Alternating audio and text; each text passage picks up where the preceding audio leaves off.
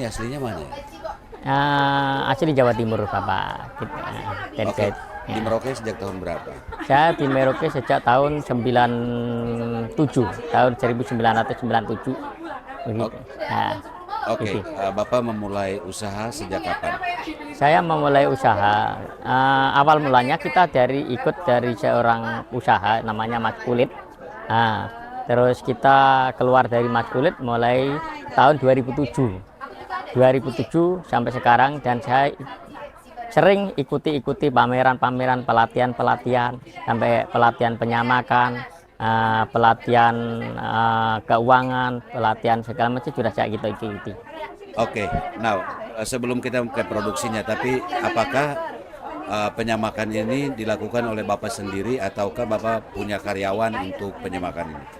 Kalau untuk penyamakan, kita rata-rata kita dari kita sendiri dan dibantu dengan teman saat ini. Ada 2 orang.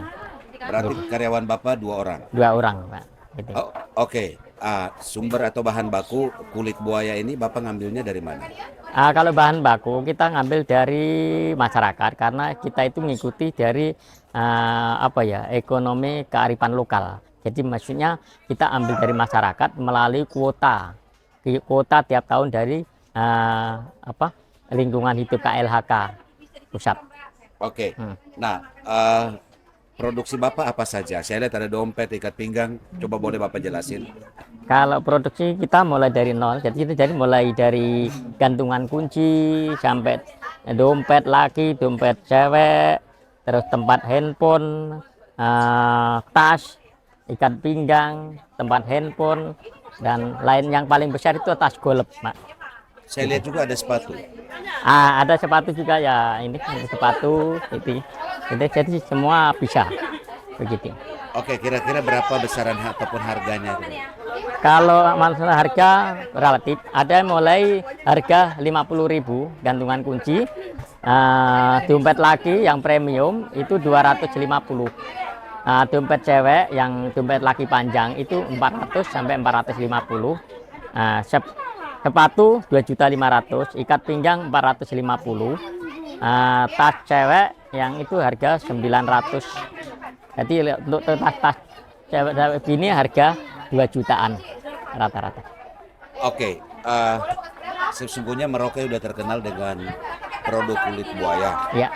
Nah, apakah barang-barang Bapak ini konsumennya hanya dari Merauke ataupun banyak juga para pelancong ataupun masyarakat luar daerah yang berkunjung di sini yang kemudian membeli produksi dari Pak sendiri?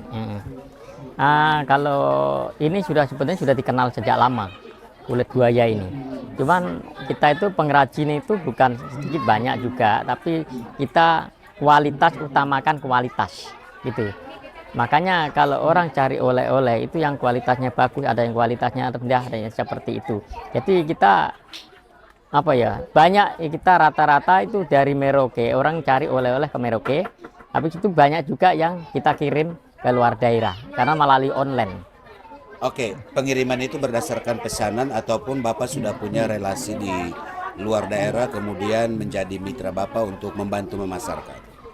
Kalau untuk mitra kita yang biasa keliling itu untuk daerah Papua sini itu banyak pindah-pindah, Pak. Kadang ke Wamena, Cerui, Biak, Sorong, Manokwari. Jadi dia keliling saja.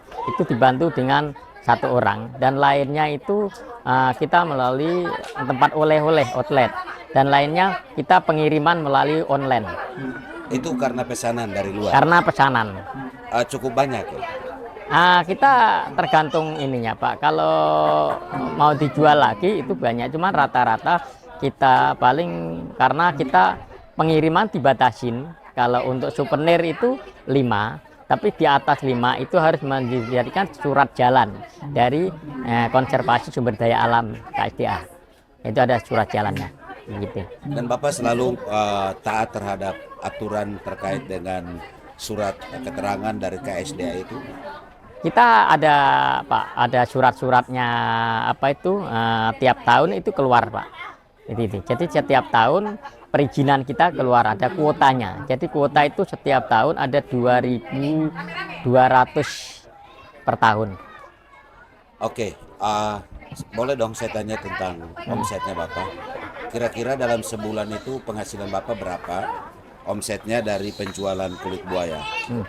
Kalau omset Pak, kalau sebelum COVID ya, sebelum COVID kemarin omset lumayan naik, tapi setelah COVID memang agak turun Pak. Turun dan sampai sekarang masih agak ada sih, tapi nggak terlalu signifikan seperti yang sebelumnya.